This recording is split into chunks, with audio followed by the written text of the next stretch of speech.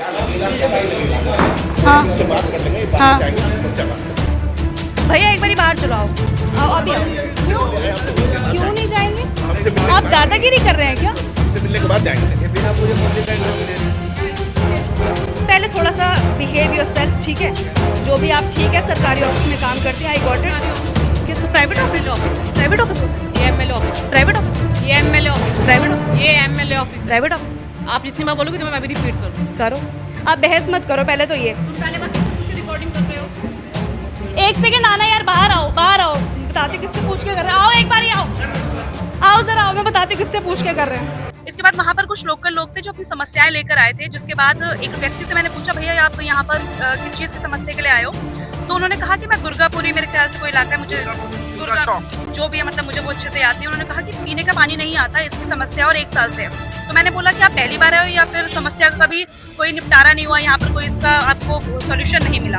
जिसने बोला यहाँ पर रिकॉर्डिंग करने के लिए, क्या कर रहे हो ये तुम लोग, यहाँ कुछ नहीं होगा। और वो अब्यूजिव लैंग्वेज यूज करने लगे सारे के सारे जो स्टाफ था। तुमने कहाँ से पढ़ाई की है, तुम्हें इतने मैनर्स थे, इतना सा हो गया। इतने में क्या हुआ, कुछ अजीब सा हुआ जिसकी मैंने कल्पना भी नहीं की। तो उन्होंने मुझे घेर लिया, उनकी वाइफ आई है, कुछ चिल्लाने लगे कि ये प्राइवेट प्रॉपर्टी है, प्राइवेट प्रॉपर्टी है। मैंने कहा ये एमएलए ऑफिस है, एमएलए ऑफिस है, सबका राइट है यहाँ पर, हम भी आ सकते हैं, हम भी आम लोग हैं। कैमरा दे वरना तोड़ दूंगा। उन्होंने जब मैंने कैमरा नहीं दिया, मेरा हाथ मोड़ा गया, फिर कैमरे की बैटरी निकालने की कोशिश करी गई, कैमरा छीनने लगा।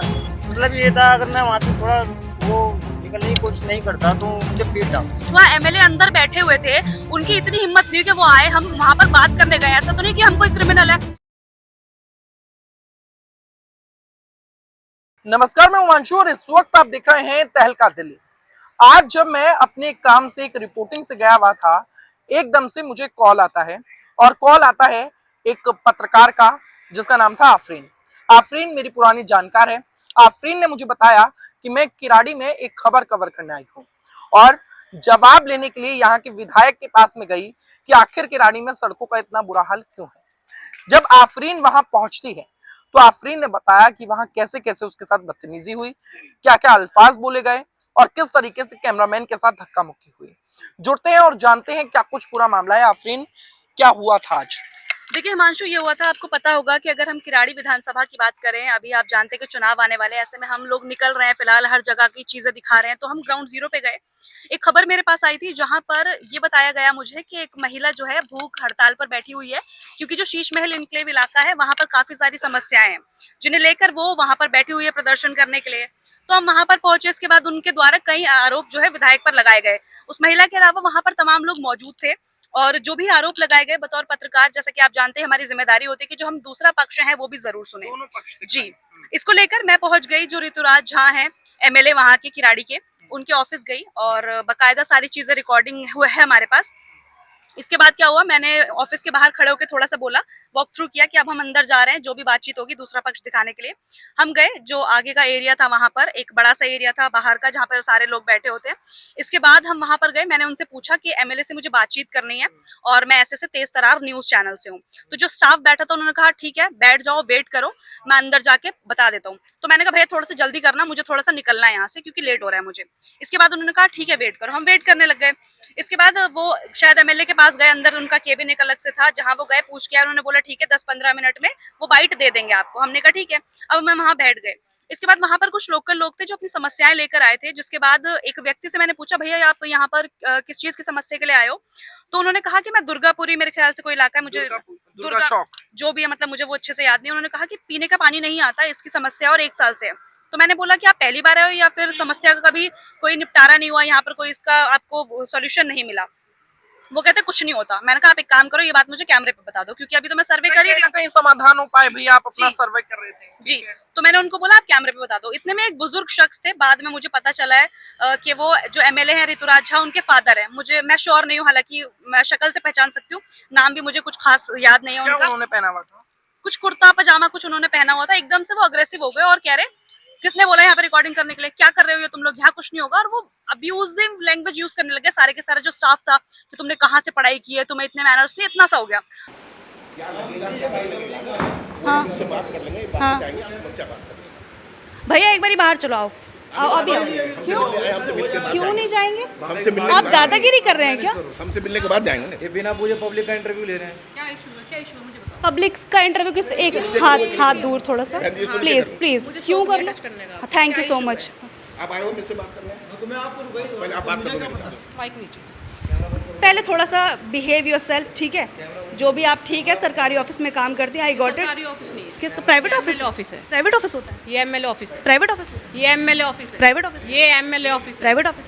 आप जितनी बार बोलोगे तो मैं भी रिपीट करूँगी। करो, आप बहस मत करो पहले तो ये। तुम पहले बार किससे पूछ के रिकॉर्डिंग कर रहे हो?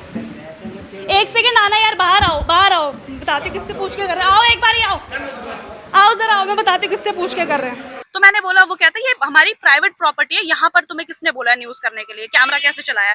मैंने कहा सर ये एमएलए ऑफिस है, कोई प्राइवेट प्रॉपर्टी तो आपकी नहीं है यहाँ पर, तो आप ऐसे कैसे बोल सकते हो? उसने वो बहुत ज्यादा अग्रेसिव होता रहा, बोलता रहा, और मेरा मूड नहीं था बिल्कुल भी लड़ने का। मैंने कहा ठीक है हम बाहर जाकर कर लेंगे। तो मैंने उन व्यक्ति से बोला, मैंने कहा भैया आप बाहर चलो। इतने में क्या हुआ, कुछ अजीब सा हुआ जिसकी मैंने कल्पना भी नहीं की थी। उन्होंने मुझे घेर लिया, उनकी वाइफ आई है, वो चिल्लाने लगे कि ये प्राइवेट प्रॉपर्टी है, प्राइवेट प्रॉपर्टी है। मैंने कहा ये एमएलए ऑफिस है, एमएलए ऑफिस है, सबका राइट है यहाँ पर, हम भी आ सकते हैं, हम भी आम लोग हैं। और वो इसके बाद मुझे हाथ पैर ऐसे ऐसे करके मुझे बार बार टच करे। मैंने कहा प्लीज मुंह से बात करो, टच मत करो। मतलब हाथ पकड़ा? हाँ हाँ, वो मेरा हाथ पकड़ रही है, माइक छीनने के लिए कर रही है। मैंने कहा हाथ आरती झा, मेरे ख्याल से जी, उनका नाम आरती झा है जी, जो ऋतुराज की। मैं जानती नहीं हूँ क्योंकि इस इलाके में मेरा बहुत ज्यादा आना नहीं होता। हाँ, हाँ, तो ऐसे वो हाथापाई करने के लिए करने लगी, लेकिन मैंने कहा देखो मुंह से बात करो, हम मुंह से बात कर रहे हैं, हाथ पैर मत यूज करो अपने। इसके बाद क्या हुआ, जैसे ही मैंने उनको देखा कि ये सब हुआ, इतने में मैंने बोला अपने कैमरामैन को कि हम बाहर जा रहे हैं। मैंने बोला आशुतोष चलो तुम बाहर। इसके बाद मैंने जब देखा, मैं अपने आप को बचा के, क्योंकि इतने ज्यादा अग्रेसिव वो लोग हो गए, वो इतने सारे लोग थे वहां पर, उनका पूरा स्टाफ बैठा था, मेरे ख्याल से 12-15 होंगे।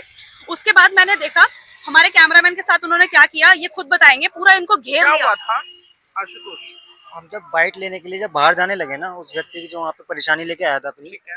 तो वहीं से जिन्होंने इन्होंने बताया कि एक बुजुर्ग व्यक्ति बैठे हुए थे, तो वो एकदम से मतलब अजीब सा व्यवहार करने लग गए कि यहाँ से बाहर निकलो, किससे पूछ के आए हो तुम, क्या कहते हैं कैमरा बंद करो। तो हम जब उस व्यक्ति को लेके बाहर जाने लग गए, तो उनका जो स्टाफ है वहाँ पे 6-7 बंदे जो काम करते हैं, उनका पीए भी था उसके अंदर, उसमें शामिल उनका पीए भी था। वो आए और मुझसे कैमरा छीनने लग गए कि कैमरा दे वरना तोड़ दूंगा। उन्होंने जब मैंने कैमरा नहीं दिया, मेरा हाथ मोड़ा गया, मेरे कैमरे की बैटरी निकालने की कोशिश करी गई, कैमरा छीनने लगा। और जब मैंने मना करा कि मत छीनो ये, तो मतलब और भी गलत व्यवहार करा मेरे साथ। कैमरा छीनने की, मेरा हाथ मोड़ा गया, मेरी अंगूठी है हाथ में, ये पूरी मोड़ दी अंगूठी गई, भी टेढ़ी हो गई है। अंगूठी की टेढ़ी हो गई है पूरी। जब हम बाहर जाने लगे तो उन सब ने मुझे घेर लिया, ये था। मतलब ये था, अगर मैं वहां से थोड़ा वो निकलने की कोशिश नहीं करता तो मुझे पीट डालते। इवन हिमांशु आपको जानकर हैरानी होगी, जब ये सब कुछ हुआ एमएलए अंदर बैठे हुए थे, उनकी इतनी हिम्मत नहीं कि वो आए, हम वहां पर बात करने गए। ऐसा तो नहीं कि हम कोई क्रिमिनल है, हम पत्रकार है, उनकी साइड दिखाने आए थे। उन्हें तो शुक्रगुजार होना चाहिए कि आधे लोग तो दिखाते भी नहीं होंगे, लेकिन हम दिखाने गए। एमएलए अंदर बैठा हुआ है और उसने एक बार भी आकर उन्हें रोका नहीं। उनका स्टाफ मारपीट कर रहा है लिटरली। ये सब कुछ उनके सीसीटीवी में रिकॉर्ड हुआ होगा। मैं चाहूंगी इसकी जांच हो, आप कैमरों की फुटेज निकलवाइए और चेक करवाइए। वहां पर इसको घेर लिया है, मेरे साथ बदतमीजी कर रहे हैं, उनका बस नहीं चला वाकई में, वो हमें बंद करके और हमें जान से मारने की पूरी कोशिश कर लेते। क्योंकि और ये सब हुआ क्यों, आपको जानकर हैरानी होगी। वो व्यक्ति क्योंकि ये कह रहा था कि इलाके में काम नहीं होता, 1 साल से पानी नहीं आ रहा, एमएलए कुछ नहीं करता। इस चीज को रिकॉर्ड करने के लिए जब मैंने एमएलए ऑफिस में जनता ने बोला कि इलाके में काम नहीं हो रहा, तो एमएलए साहब के जो लोग थे वो बौखला उनकी गए। पत्नी, पहली बात तो ये कि उनकी पत्नी क्यों बात करने आई? भाई अगर हम एमएलए से बात करने गए तो उनकी पत्नी को क्यों आना है? उनके पिता आ रहे हैं, जैसा मैंने सुना है, वो जो बुजुर्ग व्यक्ति जिनका मैंने जिक्र किया कि शायद वो उनके पिता है, मैं श्योर नहीं हूँ, हालांकि पत्नी के बारे में श्योर हूँ क्योंकि मैंने फोटो देखी बाहर आके, उसके बाद पता चला। तो कहीं ना कहीं कुछ ऐसी चीजें वो लोग कर रहे थे कि वो मारपीट पर आ गए। और ये बहुत हैरानी भरा था क्योंकि हम तो सिर्फ उनसे सवाल पूछने गए थे कि इलाके में ये दिक्कत है, लोग आपके बारे में ऐसा बोल रहे हैं, आप इसको लेकर क्या कहना चाहते हैं। लेकिन उनका पूरा स्टाफ कैमरामैन के ऊपर चढ़ गया, कैमरा छीन रहे हैं, कार्ड निकालने की कोशिश करे, कह रहे तुम कहाँ से आए हो, अपना कार्ड दिखाओ, कौन हो तुम, कहाँ से पढ़ाई की है, तुम्हें मैनर्स नहीं है। और इतने ज्यादा अग्रेसिव हो गए, इतने ज्यादा अब्यूजिव लैंग्वेज वो लोग यूज कर रहे थे, I can't even repeat that. मतलब पूरी गुंडागर्दी हुई है वहाँ पे। और इतना बुरा हाल हमने कहीं नहीं देखा। हम 3-4 सालों से इस फील्ड में, हम जाते हैं किसी भी एमएलए के पास जाते हैं, ज्यादा से ज्यादा वो मना कर देते कि हमें नहीं बोलना, और इतना समझ में आता है कि उनकी पर्सनल चॉइस है, उन्हें बोलना या नहीं। और ऐसा भी नहीं कि हमने कुछ इलीगल किया, हम परमिशन लेकर गए, बकायदा वो कैमरे पे रिकॉर्ड है, हमने कुछ कोई रूल नहीं तोड़े। हमने पूछा कि एमएलए से बात करें, उन्होंने कहा कर लो, वेट कर लो, और उसके बाद इस तरह से कैमरामैन को पूरा घेर के मारपीट करे, कैमरा तोड़ने की कोशिश करे। कहीं ना कहीं ये बहुत ज्यादा बकवास बात थी जो मैंने आज देखी है यहाँ पर। क्या कुछ कहेंगी, जिस तरीके से लगातार आरोप लगते हैं इनके विधायकों पर गुंडागर्दी के, कैसा आज का एक्सपीरियंस रहा और आज के बाद क्या समझती हैं आप, किस तरीके से देखती हैं ऋतुराज? मैं सच बता रही हूँ, 4:04 या 4 बजे के आसपास की ये पूरी बात है और अभी तकरीबन 8 बज गए हैं। मैं अब तक बिलीव नहीं कर पा रही हूँ कि वाकई में कोई एमएलए इतनी ज्यादा गुंडागर्दी कर सकता है। कैमरे चल रहे हैं, कोई रिपोर्टर वहां पर आया है, कैमरे में वो लोग रिकॉर्ड कर रहे हैं। उनको पता है, मतलब उनका मकसद ये था कि हमसे कैमरा छीन ले, हमारा कार्ड छीन ले, ताकि जो भी हमने रिकॉर्ड किया कोई सबूत उनके पास ना रह जाए। और फिर जब पुलिस को कॉल किया, पुलिस बहुत देर बाद आ रही है और सबसे बुरी मतलब बात, आप लोगों को घेर लिया था वहां अंदर ही? मैं अपनी जान बचाकर भागी हूँ जैसे तैसे। मुझे लगा एक व्यक्ति बाहर जाएगा तो कम से कम दूसरे को बचा लेगा। मैं जैसे तैसे वो माइक वाइक लेके जो मेरे पास था वो लेके मैं भागी, उसको चिल्ला रही हूँ आशुतोष भाग भाग भाग ऐसे करके। ये पता नहीं कैसे बेचारा छूट के भागा। 6 लोग, आप सोचिए कितना पतला सा है, और वो 6 लोग इतने हट्टे कट्टे, वो इसको पकड़ रखा है उन लोगों ने। और बहुत ज्यादा, मतलब बहुत ज्यादा शॉकिंग था सीरियसली। मतलब हद हो गई है। मुझे लगा भी नहीं था इतनी गुंडागर्दी की जा सकती है, वो भी दिल्ली जैसे शहर में। कहते हैं राजधानी है, पुलिस व्यवस्था बहुत अच्छी है, लेकिन जब अब मैं सोच रही हूँ कि लोग बताते हैं अगर ना, अरविंद केजरीवाल जी जो पार्टी के मुखिया हैं, अगर वो इस वीडियो को देख रहे हैं, क्योंकि मैं उन्हें टैग करता हूँ ट्विटर पे, तो क्या कुछ संदेश देंगी, क्या कहना चाहेंगी आप? पहली बात तो मैं ये पूछना आप चाहूंगी, खुद वोटर भी हो दिल्ली की। जी बिल्कुल बिल्कुल, और मैं बहुत मतलब बेबाकी से आपसे पूछना चाहूंगी कि वाकई में आप लोगों ने गुंडे रखे हुए हैं अपनी, जो आपने पार्टी बनाई है। इस तरह से एमएलए के ऑफिस में पत्रकारों के साथ ये सलूक हो रहा है, तो आम लोगों के साथ आप लोग क्या करते होंगे? मुझे कोई भरोसा नहीं रह गया फिलहाल आम आदमी पार्टी पर। मैं निकल रही थी, लोगों से बातचीत कर रही थी, लेकिन अब लग रहा है जो भी लोग शिकायतें कर रहे थे वाकई में सच है। क्योंकि कई बार होता है कि लोग गुस्से में भी बोल जाते हैं, लेकिन आज तो मेरे साथ हुआ है। वो रिकॉर्डिंग्स भी है, मैं आपको प्रोवाइड करवाऊंगी, वो भी आप दिखाइएगा। जितना हम रिकॉर्ड कर पाए वो हमने किया है, लेकिन कहीं ना कहीं बेहद ही शर्मनाक एक्सपीरियंस था। और अभी हमने कंप्लेंट दे दी है, पता नहीं कितनी देर में हमें रिसीविंग मिलेगी। तकरीबन 8 बज रहे हैं रात के। बहुत से लोग कहने की कोशिश करेंगे कि हमें बीजेपी या कोई अन्य पार्टी हमें यहाँ पर भेज रही है, हम लोग एजेंडा सेट कर रहे हैं, इस वजह से हम ऐसा कर रहे हैं। पर जो हुआ था वो एक्चुअल हुआ था और सब कुछ रिकॉर्डेड है। देखिए, मैं किसी भी पार्टी को सपोर्ट नहीं करती। अगर कोई पार्टी अच्छा काम करे, चाहे वो बीजेपी क्यों ना हो, मैं उसके साथ हूँ। अगर कोई पार्टी अच्छा काम नहीं करे तो वो कोई भी हो, मुझे कोई पार्टी से कोई फर्क नहीं पड़ता। मैं वहां पर सर्वे करने के लिए गई थी। जब हम सर्वे करने जाते हैं, आपको पता है कि हम सभी लोगों के सर्वे करते हैं, जो भी आम जनता की राय है वो हम वहां पर दिखाते हैं। कहीं ना कहीं उसमें हमारा कोई रोल नहीं होता।